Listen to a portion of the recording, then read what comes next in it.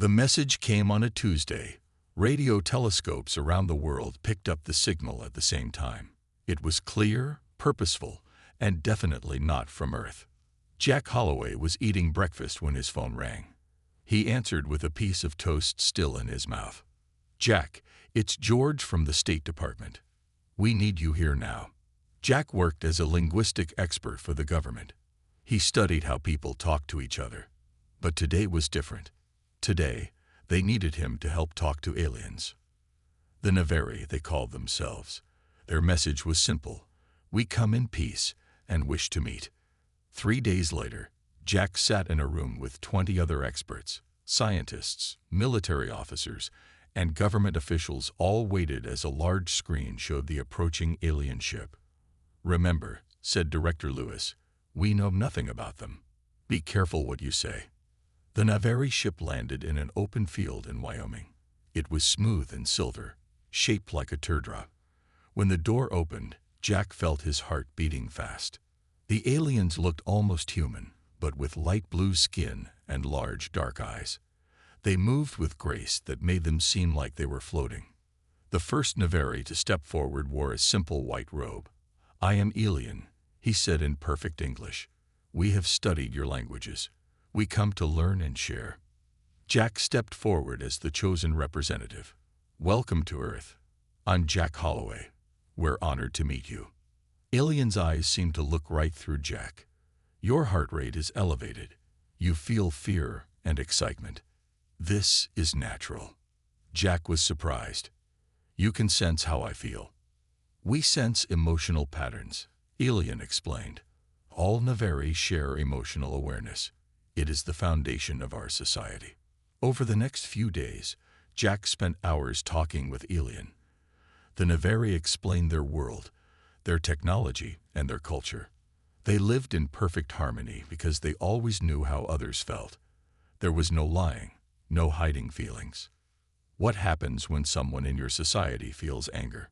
Jack asked. Alien looked confused. "Why would they? If one feels distress, all feel it and help resolve it. But humans sometimes feel negative emotions. We can't always control it." Alien's expression changed. "You can choose not to feel." Jack tried to explain. "Not exactly. We compartmentalize. We can put feelings aside to deal with situations." The alien went very still. "Show me." Jack thought about something sad, letting himself feel it. Then he pushed the feeling away, his face becoming neutral. Alien stepped back. "This is unexpected. You switched your feeling off." "Not off," Jack explained. "Just set aside for now." The other Navari in the room had stopped talking. They all stared at Jack with what looked like concern.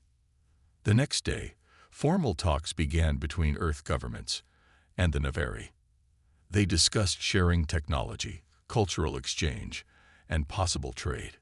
The aliens had much to offer: advanced medicine, clean energy, and faster-than-light travel. But Jack noticed something.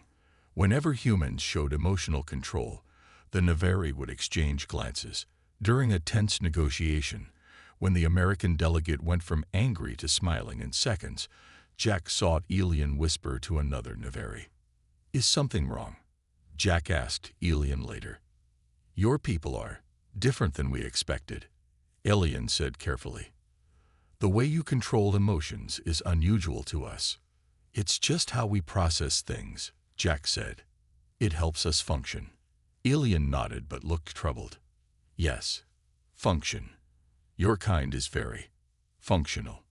As formal relations were established and plans made for cultural exchange programs, Jack couldn't shake the feeling that the Navari saw something in humans that worried them. When they looked at people smiling through stress or staying calm in crisis, they didn't see strength. They saw something that made them afraid. 6 months after first contact, the cultural exchange program began.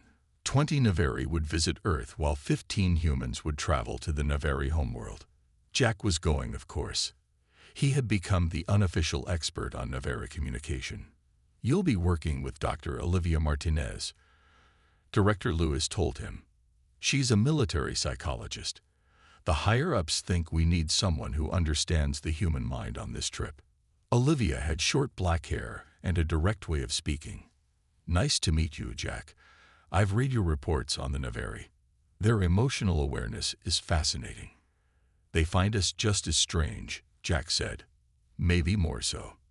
The journey to the Navari homeworld took 3 weeks in their faster-than-light ship.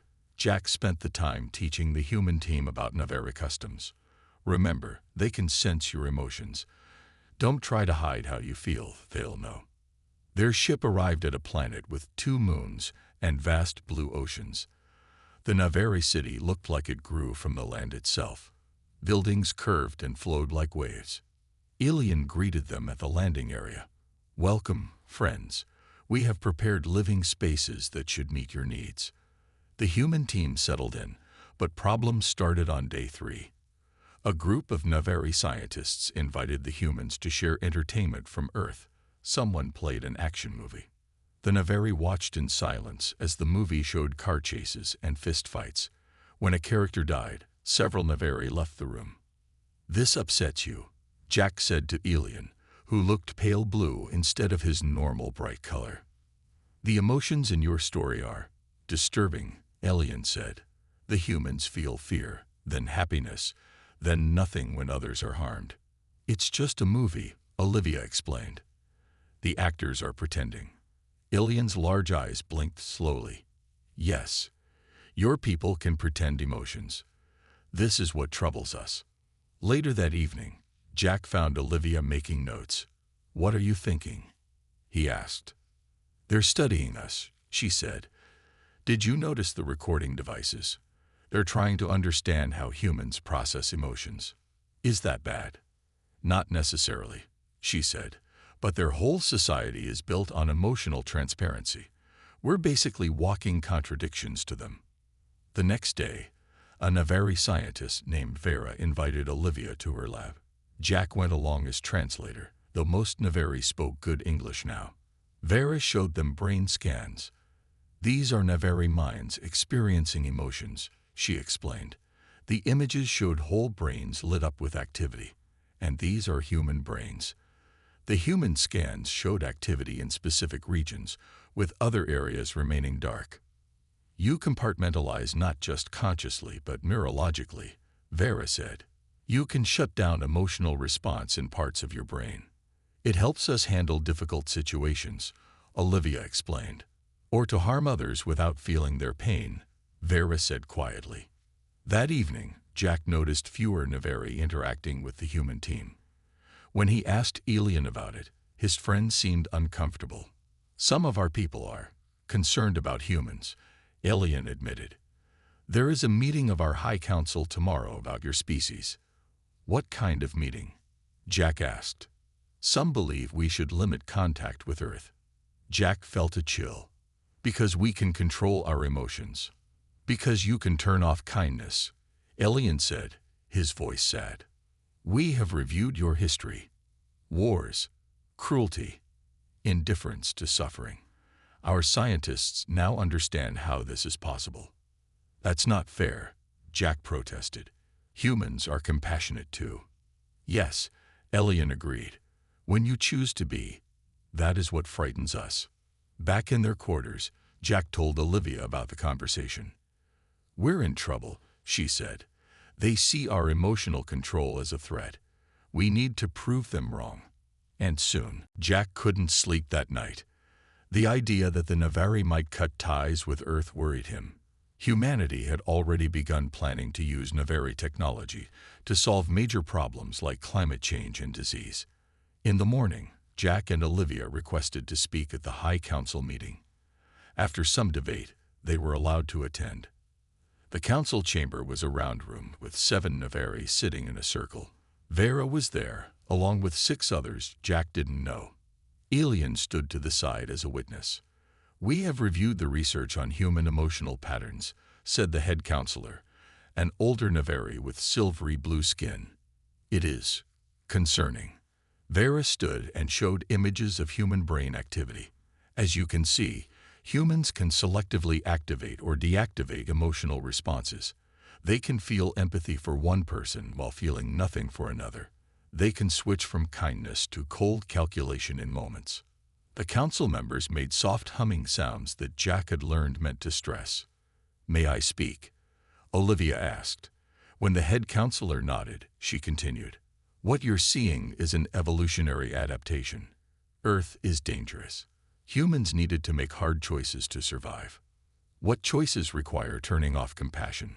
asked one counselor. "A doctor performing surgery must focus on the task, not the patient's pain," Olivia explained. "A soldier must defend against threats.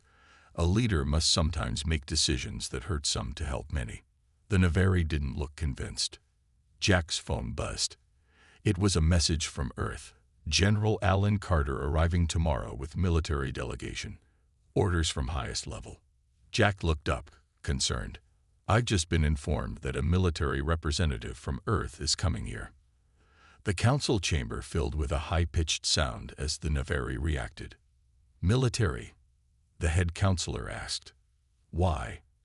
"I don't know," Jack admitted, "but I'm sure it's just diplomatic." After the meeting, Elian approached Jack and Olivia. "The council is frightened. They have accessed Earth's media archives. They have seen your wars, your crime shows, how humans can harm each other." "Those are exceptions, not the rule," Jack argued. "But they are possible because of how your minds work," Elian said. "Some on the council believe humans could one day turn off empathy for all Navari." The next day, General Alan Carter arrived with a small team. He was tall, with gray hair and a firm handshake. "The president sent me to make sure things are going smoothly," he told Jack and Olivia in private. "We've noticed the Navari pulling back from some agreements."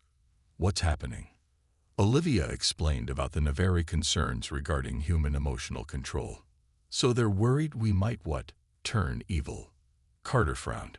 "We need to show them our adaptability is a strength, not a threat." "How do we do that?" Jack asked. "We demonstrate," Carter said. "Show them why emotional flexibility matters. Maybe arrange some kind of simulation." Later, Jack found Elian in the garden area outside their quarters. "Your general comes with weapons," Elian said. "They are concealed, but we can sense his readiness for conflict." "It's just training," Jack explained. "He doesn't mean harm." "You don't understand." Elian's voice was sad. "Our scientists have studied your technology too. You are behind us in many ways. But your weapons, they are more advanced than they should be." "What do you mean?" "Your species put more resources into harming than healing," Elian said. "This is only possible because you can shut down empathy for those you consider enemies." Jack started to argue, but stopped when he saw a group of Navari watching them from a distance. "What's happening, Elian?" "Our ships are leaving your planet," Elian admitted. "The council voted an hour ago to reduce our presence on Earth while they decide what to do about humans." Jack felt cold fear. "They can't just cut us off." "They fear what humans might become," Elian said softly. "What you might do when you decide to switch off kindness for our entire species." Jack hurried to find General Carter and Olivia. They needed to know how serious the situation had become. "They're pulling back their ships," Jack explained as they gathered in the human quarters. "The Navari are scared of us." "That's ridiculous," Carter said. "We've shown nothing but peaceful intentions." "It's not what we've done," Olivia reminded him. "It's what they think we could do, based on how our brains work." Before they could discuss further, alarms began to sound throughout the Navari complex. Red lights flashed in the hallways. A voice came over the speakers in perfect English. "Security alert. All beings report to safety areas." Jack, Olivia, and Carter ran into the hallway. Navari were moving quickly in all directions. Elian rushed toward them. "There is an attack at the research facility. Unknown persons have entered the building with weapons." The research facility was where Vera and other scientists studied human brain patterns. It was also where several human researchers worked. "We need to help," Jack said immediately. "I'll coordinate." Carter took charge naturally. "Olivia, Check if any of our people are in that building. Jack, ask Elian for the facility layout. Within minutes, they had formed a plan. 4 Navari security officers would accompany them to the facility, which was 10 minutes away by transport. When they arrived, smoke poured from one side of the building. People, both human and Navari, were rushing out the main doors. 3 human scientists and 7 Navari are still inside. A Navari security officer reported, touching his temple to receive information. We'll split up, Carter decided. Jack, take the west wing with 2 guards. Olivia and I will take the east with the others. They entered the building, covering their mouths against the smoke. Jack moved through the hallways, calling out for survivors. He found 2 Navari researchers hiding in a lab. Follow me, he told them. Stay close. As they moved toward the exit, a section of ceiling collapsed, blocking their path. Jack quickly assessed the situation. We need to go through the chemistry lab, he said, pointing to a door on their right. The Navari looked frightened. That area is on fire, one said. Not the lab itself, just the hallway beyond it, Jack explained. We can pass through and reach the emergency exit.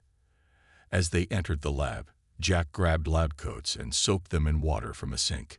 Put these over your heads, he instructed. Jack went first, moving efficiently. His face showed no fear, just concentration. The Navari followed, shaking but trusting him.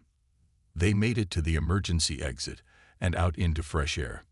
Medical teams rushed to help the Navari researchers. Elian was outside, helping coordinate rescue efforts. He stared at Jack with an expression Jack couldn't read. What? Jack asked. I was monitoring your emotional state, Elian said. When the ceiling collapsed, your fear disappeared. It was replaced by nothing. Not nothing, Jack tried to explain. Focus. I needed to get us out safely. You switched off your fear, Elian insisted. I felt it happen. Before Jack could respond, Olivia and Carter emerged from another exit with 3 humans and the remaining Navari scientists. One of the humans was badly injured, with Carter carrying him.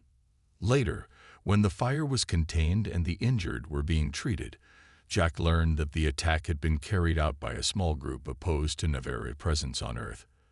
They had somehow followed the military delegation to the Navari homeworld.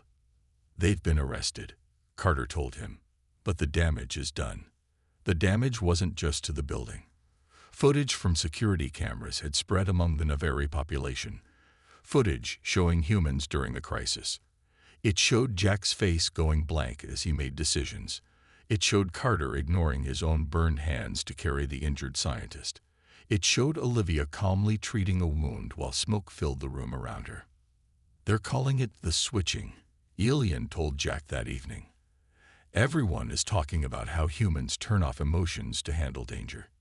We were helping people, Jack protested. We saved lives. Yes, Elian agreed. And that terrifies my people even more. The day after the attack, Jack was called to meet with the Navari High Council. When he arrived, he found Olivia and General Carter already there. Elian stood to the side, looking troubled. The head counselor spoke without greeting. We have reached a decision about humanity. Jack felt his stomach tighten. What decision? Humans present a unique danger. Your ability to switch off emotional response makes your kind unpredictable and potentially hostile. That's not fair, Olivia said. You saw us use that ability to save lives yesterday. Yes, said Vera, who sat among the council members. You saved lives very efficiently. The same mental process that allows you to save lives would allow you to take them. General Carter stepped forward. With respect, you're judging us based on how we're different from you, not on our actions. The head counselor lifted a hand. We have studied your history extensively. Your wars, your violence. These things are possible because you can silence the part of your mind that feels others' pain. So what is your decision? Jack asked, dreading the answer. Earth has 2 options, the head counselor said. Accept emotional modification technology that will prevent humans from switching off empathy or face complete disconnection from Navari civilization. The room went silent. Jack couldn't believe what he was hearing. You want to change how our brains work? Olivia asked, her voice steady but her hands trembling. That's not acceptable. It is the only safe path forward, said the head counselor. We cannot risk alliance with beings who might one day turn off compassion for our entire species. You have 1 Earth month to decide. Another council member added. We have already transmitted this ultimatum to your world leaders. After they left the council chamber, Jack, Olivia, and Carter gathered in their quarters. They can't be serious. Jack paced back and forth. They want to rewire human brains. Carter's face was grim. I've already sent a message to the president. This is beyond diplomatic now. We can't accept brain modification, Olivia said. But we also can't lose the Navari alliance. Their technology could solve so many problems on Earth. There must be another way, Jack said. If we could just make them understand why our emotional flexibility is necessary. Later that day, Jack met with Elian in the garden. The Navari seemed sad. Did you know about the ultimatum? Jack asked. Elian nodded. I argued against it, but the council fears your kind too much now. Elian, you know me. You know I wouldn't hurt your people. I know you, yes, Elian agreed. But I also felt you switch off your fear yesterday. It was like watching part of you disappear. Jack tried a different approach. How do Navari handle emergencies? When there's danger, how do you respond? We feel the fear together, Elian explained. We support each other. No one faces danger alone. But humans evolved differently, Jack said. We had to face dangers alone sometimes. We needed to be able to act even when afraid. Elian seemed to consider this. Perhaps. But the council has decided. That evening, Jack received a message from Earth. The president had called an emergency meeting. World leaders were outraged at the Navari demand. The message included disturbing news. Military satellites had detected Navari ships, scanning Earth's defense systems. Some leaders were already calling for preparations for possible conflict. Jack shared the news with Olivia and Carter. This is escalating too quickly, Olivia said.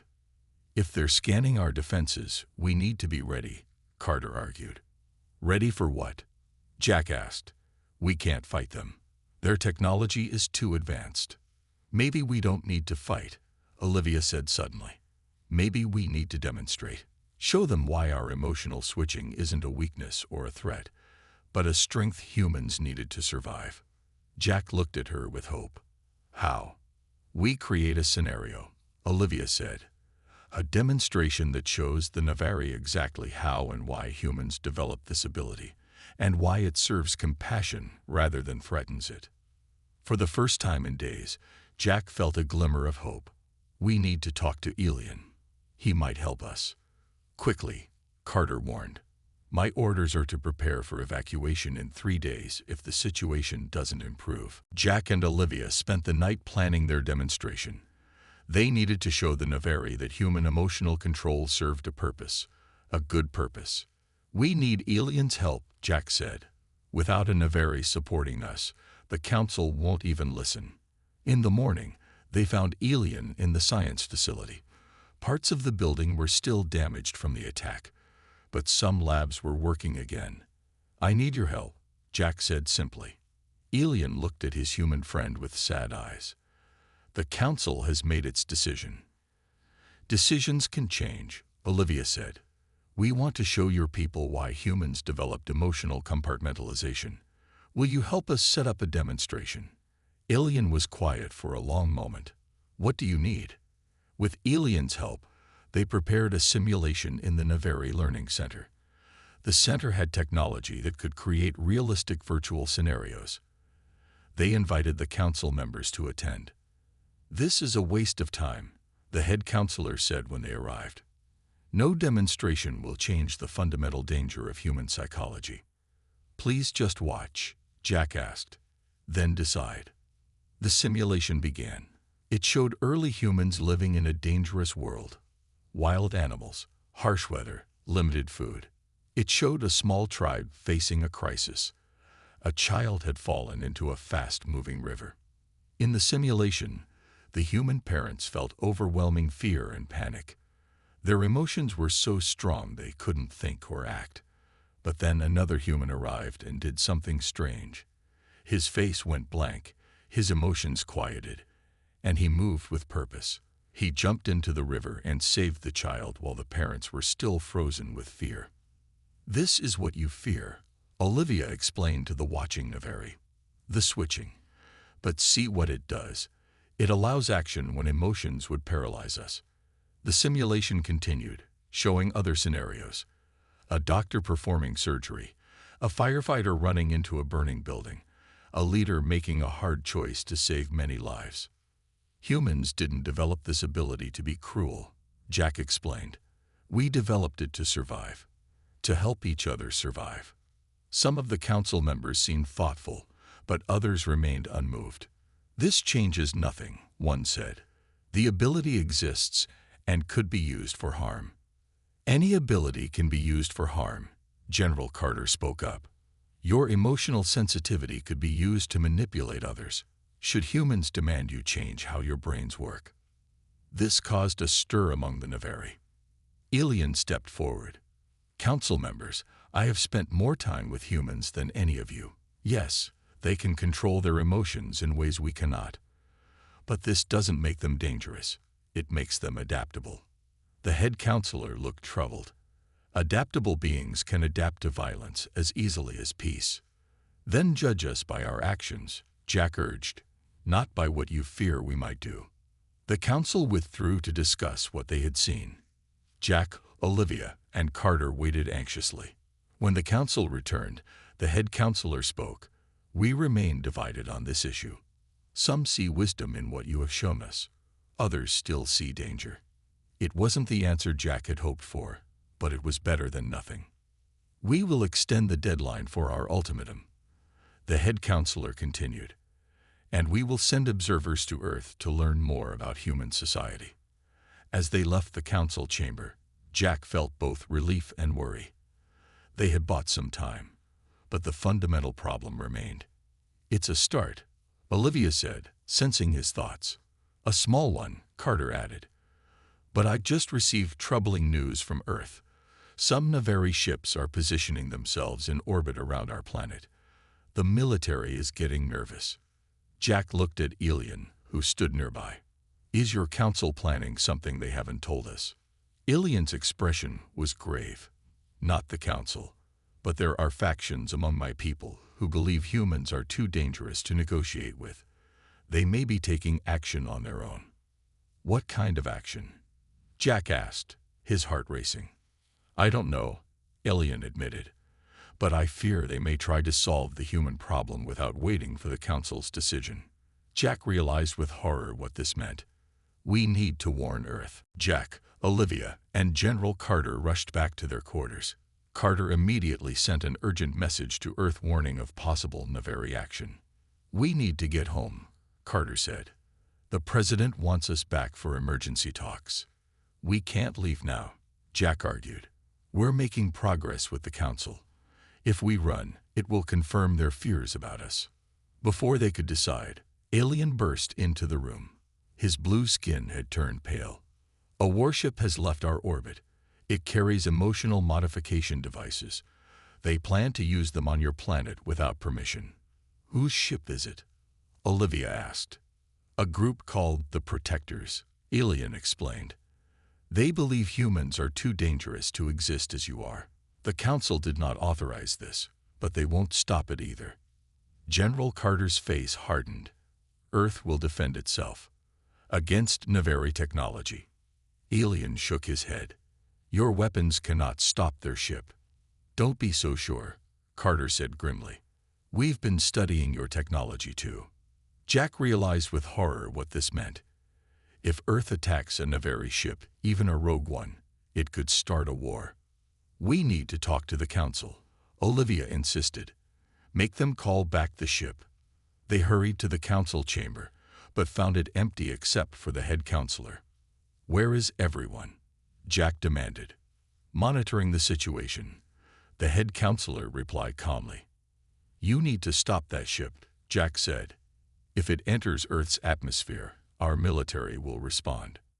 The council has no official position on the Protector's action. No position. Jack couldn't believe what he was hearing. They're trying to force brain modification on an entire species. The head counselor looked at Jack with those large alien eyes. "Some believe it is necessary. The switching is too dangerous." Jack's communicator beeped. It was a message from Earth. Navari vessel entered atmosphere. Military response authorized. Defensive measures only. Carter read the message and turned to the head counselor. It started. "Your people fired first." "No weapons have been fired," the head counselor said. "Forcing changes on our minds is an attack," Olivia explained. "Earth will defend itself." The head counselor touched a panel on the wall. A large screen appeared showing Earth. A Navari ship was visible, entering the atmosphere. Then something streaked up from the planet. A missile. It didn't hit the ship but exploded nearby. A warning shot. The Navari ship paused, then continued its descent. "They're not stopping," Jack said. "They believe they are saving the galaxy from a dangerous species," the head counselor explained. More missiles launched from Earth. Again, they exploded near the ship without hitting it. Earth was showing restraint.